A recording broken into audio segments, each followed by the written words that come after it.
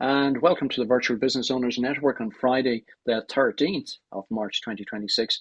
And I'm delighted to welcome Kellyanne Quinn, who's going to give a talk on the secret of life planning. Take it away, Kellyanne.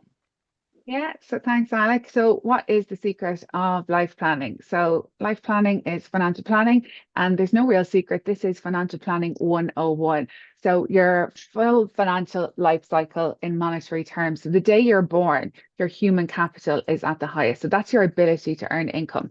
And while you're working throughout your life, that's depleting. And as that's depleting, we need to be accumulating financial capital in a number of ways: pension, assets, anything that can generate income into retirement. And throughout then somebody's life our job is to identify when this human capital comes to a natural end or is abruptly ended through, illness or death. Then we have protections in place to be able to help fulfill the financial needs. So how do we do it? So financial advice versus financial planning. Everyone's very familiar with financial advice, but what's the difference with financial planning? So financial advice solves one decision. You go to someone, I want to take out a pension. Absolutely. How much do you have? Can you afford? This is what your pension will be worth in the future. I have an investment. Where do you want to put it? It just looks at that one part of your problem, where financial planning will look at everything. You want to invest in a pension? Absolutely. But let's talk about your tax, your income, your family, your business, your life goals, everything that you need. So we look at the full picture and not just one thing in isolation. Said advice answers a product question and planning answers a life question. We're able to look at people's financial situation and see, when can I stop working and be financially independent? How can I achieve my goals as, let's say, moving house? And we've timelines that we can move around and show people at different stages. So most people receive financial advice, but very few people receive actual financial planning advice. And how do you do it? One of our main tools is a cash flow modeling tool that maps out your entire financial future. And within that, then we build in scenarios and timelines that we can show you the effects of if you were unable to work, if you got sick, if you retired early, if you retired late, if you increased your pension. We're able to just show all this and then print out a report that shows your full cash flow projection till the day you die. And so what it does, it removes uncertainty about projected income and expenditure. You can see everything that's projected to come in and go out, and we can make any changes if necessary. And then financial safety nets, we talk about them all the time. We show you what happens if the unexpected happens and your income stops. And we highlight areas that should be addressed and recommended. Emergency cash funds, so important, income protection, life cover, business protection policies, key man insurance, other savings or protection. So we outline all these tools and what might be applicable for you. And then why is this particularly important for company directors and self-employed? Well, because of the lower rate of PRSI, we don't have disability pay from the state. So it's really important that we protect at least our liabilities, that there's some income replacement there if you're unable to work. And many businesses also rely on the owner being there to generate income. So we have different ways around protecting this. It could be through income protection, which it could be a self-employed policy, and you can get tax relief on it, or it could be through your business, where then the business is paid to replace you. Or key man insurance. There might be somebody in your business that's integral to bringing income in. We can put policies in place to protect the loss of income if they're unable to work, so that the business then is still able to continue. Or you might have sufficient savings, or you might be able to access your pension. So you mightn't necessarily need these protections. And as we get older, we review them every year, and there will be hopefully times that we say, we don't need this anymore. There's sufficient assets there, and we can cancel them. On retirement planning. So everybody knows, pensions, the most tax efficient form of savings. We get tax relief on our pensions on the way in, within a pension fund. They grow tax free, and then in retirement, we're able to build a tax free lump sum. And you say to people, pensions are very important. Everyone has some form of a pension or another. But have you set your target income for retirement? It's so important. You know what you're actually going to need and what you're working towards. The pension that you have, do you know what income that pension has accumulated? Well, what will that actually give you? We get these benefit statements every year in the post, and they're very important. They show us what was paid in the year, what was the fund last year, and what's the fund today, and the difference in value. Well, and that's on page 1. But actually, the most important information is at page 4 or 6.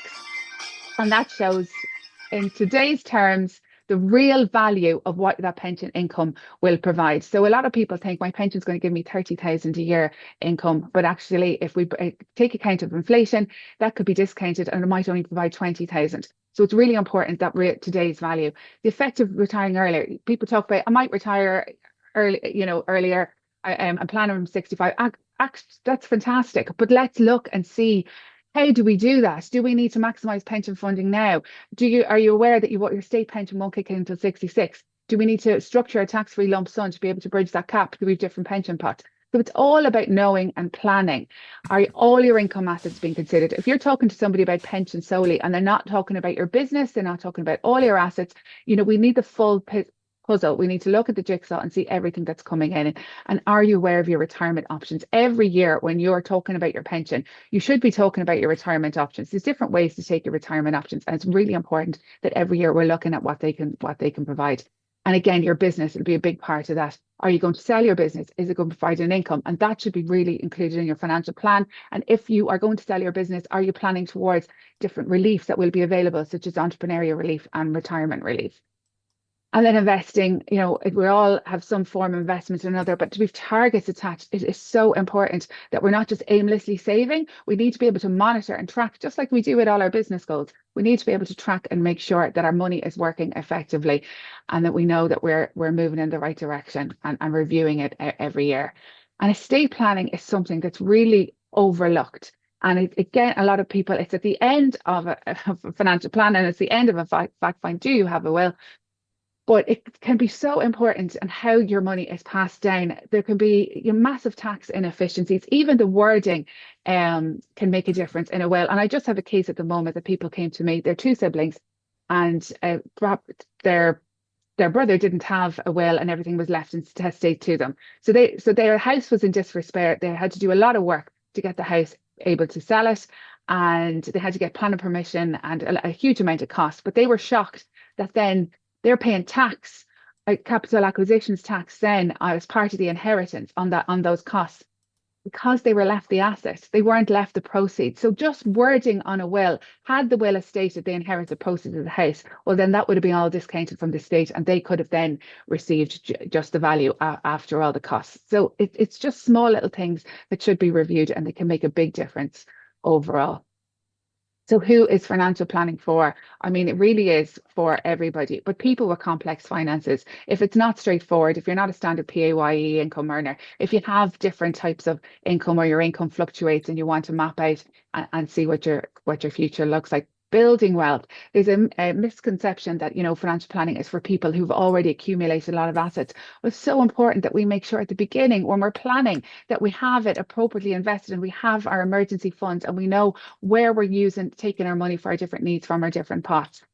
People making major life decisions. I would get a lot of marriage separation is a big one. Now it's a whole new financial future. Somebody has to get their head around redundancy at retirement, or even approaching retirement. We like to talk to people like leading up to at least 5 years before retirement so we can plan out the whole next stage of life.